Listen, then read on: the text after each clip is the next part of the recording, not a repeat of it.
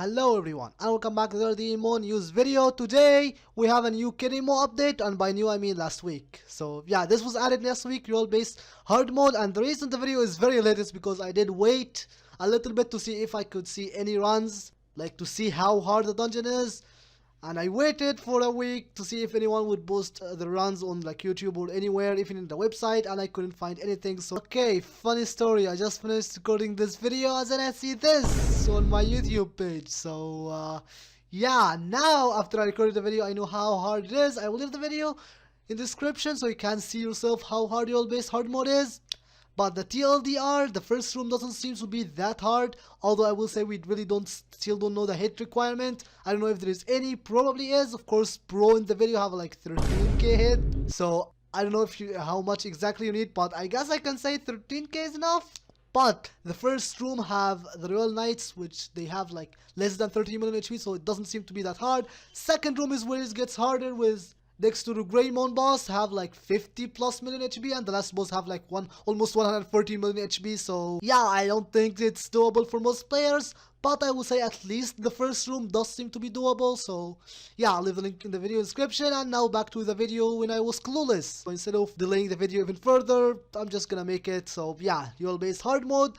Unfortunately, we don't know how hard it is, so I guess we'll have to wait until it gets added to an DMO, but we have everything else. Kinda. So yeah, hard mode, you can enter it using a ticket, and you get 2 tickets per week sent to your in-game mailbox. So it's a weekly dungeon, it's the first ever weekly dungeon, and the monsters inside of it are basically the exact same as Royal Base, except everything is 140. And again, we don't know how hard the bosses are, if they need hit rate or crit rate or whatever. Unfortunately, just no clue about that. But we know the reward, and we're gonna take a look at it. So it gives us a new accessories or equipment that basically function like accessories in a way, and a whole bunch of stuff. So let's take a look at the reward. So we have the normal reward and the additional reward per room. So we have basically 3 stages: the normal Royal Base, the Royal Knight room, and then the center stage and room of Yggdrasil. So the first room, which is Royal Knight 1, will give you this reward. The Contaminated X Antibody Core can be used to make the new equipment, which we're gonna take a look at. The Double Reinforcement Ship Kit can be used to craft higher level ship sets. The Seal Master Random Pack can give you a random seals. The new seals that was added, we'll take a look at this in a second. And this is basically the gold bar that you can sell to an NPC that will give you 2 Terra, so you basically guaranteed 2 Terra per run, and random ship sets from level 16 to level 18.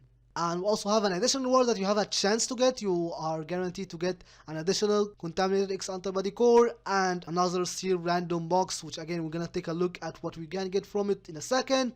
And you also have a 20% chance to get this, and 10% chance for this, and 5% chance to get another gold bar that can give you from 5 to 10 Terra. So at bare minimum you are guaranteed 2 Terra and a whole bunch of cool stuff. So the reward does seem to be very solid. Now this is the reward for the first room. The second room gives the same reward, except you get more, 5 Terra, and the last room 10 Terra. So the full run will guarantee you at least 17 Terra for a single run. Now again, I don't know how hard it is, so don't get too excited. But yeah, let's take a look at the equipment. So the equipment is a bit interesting. You have the main stat and substat. So first off, all equipment will have skill damage starting off from 0, and then you upgrade it to complete, I guess similar to the Tamer's Goggles. And they will all have, no matter what their stats are, will have 10% skill damage at complete. Now this one is different because it's not like the goggles. This one are applied to Digimon, not Tamers. So even though they are clothes, they are actually gets added to your Digimon, meaning they basically function like accessories. The main stats, which can be hit, evasion, crit, HP, and attack, and the substats can also be the same, and they will all have skill damage. Now the main stat will always be higher, so if you have a hit main stat, it will be 750, but if you have it of a substat, it will be 500. So I guess we can take a look at here at all the possible combination. You can get everything. Basically you can get, like, if you have a main stat as hit, you can also get it as a substat. So hit main stat are 750 and substats are 500. And that's, I guess at complete started at 25 and 10, so it's really weak. And I think attack, you can see 1200 if it's main stat and only 1000 if it's a substat. Now let's take a look at the crafting. It will need, for the initial one, we'll need 30 Contaminated Core, and Tentera. And if we take a look at the rewards, it is not that much because you get like, I guess you get 1 at the first stage, you get 2 because you have a 100% chance, then you get 3, until you get 5 from the second room, and in the third room you get 9. So now the equipment doesn't seem to be that bad, like it does seem to be decent, definitely weaker than normal accessories and like rings and necklaces and earring. Basically it's weaker than your normal accessories, so it's not gonna be your priority. And again, we really don't know if these things are, if items are tradable or not, but I am assuming everything is tradable, hopefully. For the new goggles, I would say it's not your priority. You definitely would want to get your normal accessories first and get this last.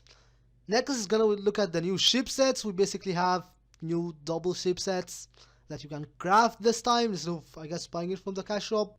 And you can also have the upgrade book to upgrade it, and gives you all the possible combination similar to the goggles, have main stats and substats. And yeah, it does give a lot, like 2000 HP.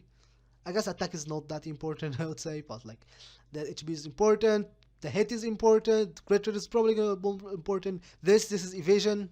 Google Translation is just not being good at things. So yeah, and we also have an achievement that you can get after defeating the boss 10 times, the hard mode boss, and it gives you 16% skill damage for light Digimons only. I don't know why they made it light Digimons only. Why couldn't they just make it on every Digimon and plus 1200 HP?